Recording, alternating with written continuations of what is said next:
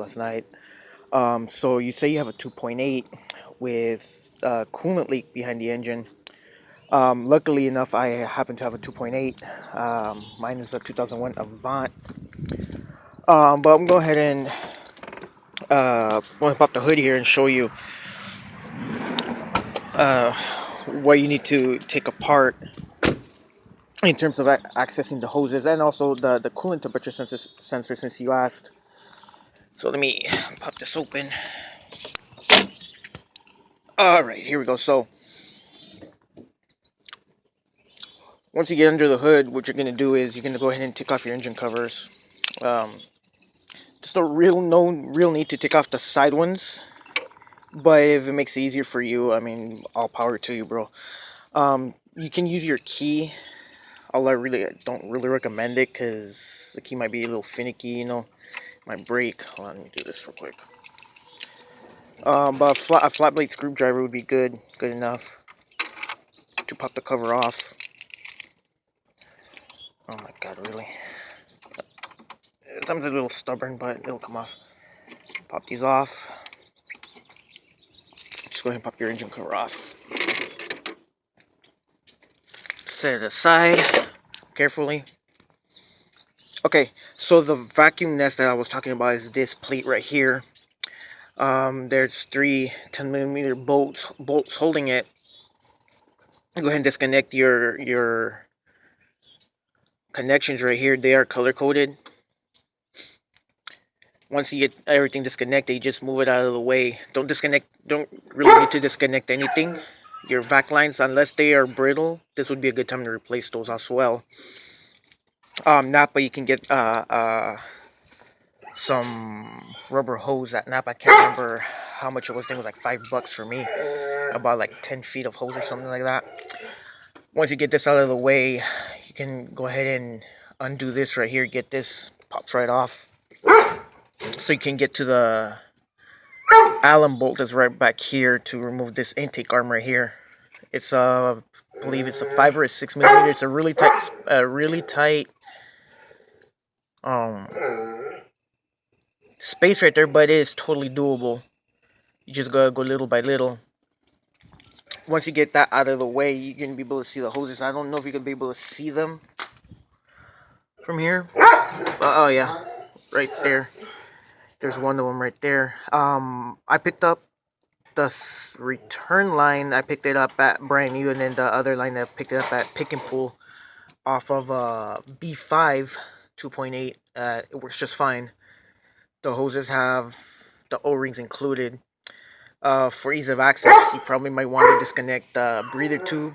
Be very careful. If you've never replaced it, this would be a good time to do that also, because this tubing right here becomes really brittle with heat and age and all that stuff. Coolant tank, you want to remove that out of the way also, for added space. Once you get the hoses, you're gonna have to remove the plenum cover right here. Maybe pop the battery cover off so you can give you more or less idea what you're looking at. Under this installation right here is the hoses that go into the firewall. Right there, you can see them right there. The one at the bottom, this one is the return hose. The bottom one's the supply. What I did is, for better access, I went ahead and popped the battery out because it's really restricted. What I did is to remove this right here, because since with age and heat, they kind of tend to glue to the pipe, to the metal pipe. That's the one I was telling you to be careful with, because if you break it, you have to replace the heater core, and that would be involve tearing out the dashboard completely. That's a total bitch. What I did is I cut off the old hose about right here, since I wasn't going to use it anymore, and then with a hooked pick, I very carefully slid under and then just went around very carefully, and as I was sliding around in there, I just pulled it off till finally it freed itself. Once you get everything out disconnected, to install the hose on this pipe, it's hard because since the hose is new, it's a little tight. So what I did is I grabbed a little bit of dish soap, wrapped around the metal pipe and the hose itself. It just slid in like butter. No harm done. Um, and as for the coolant temperature sensor, that sensor is actually buried down here under here. Once everything is, all this tubing right here is removed, you'll be able to see it has like a horseshoe clip right there. When you pick it up, the new one, make sure you pick up the a new O-ring and a new horseshoe clip. Make sure you get a few of them, because there's a pretty good chance that you probably might lose one or two into the engine. It's no big deal. Make sure you get the updated green top sensor. That one is up for the 2.8. Play it safe, you know. Anyways, if you have any further questions, man, just hit me up on private message. I'll be glad to help you as much as I can. Also, like I said, also make sure your coolant tank is up to par, because if you're mentioning that you have some coolant dripping from the bottom right here, then it's clearly it's your coolant tank is not, it's seen better days. My old tank was yellow, and whether it was hot or cold outside, for some reason I always had problems with coolant spilling. Once I replaced the tank and the cap, and that problem went away. And make sure you bleed the system, because you will be draining coolant. I didn't personally pop the, oh my god, we call it the drain pipe on the radiator, which would be behind this grill right here. But I did, once I loosened the hoses, I put a pan, I slid a pan right under the block right here towards this area right here, and just let the coolant drop into that. And I just went and put it in an old apple juice jug that I happen to have. Once you get that done, you go ahead and bleed your system. There's a bleeder valve right here. Sorry about that. Right here where my finger's at, this one right here. It is going to be tight, so you may want to get good leverage.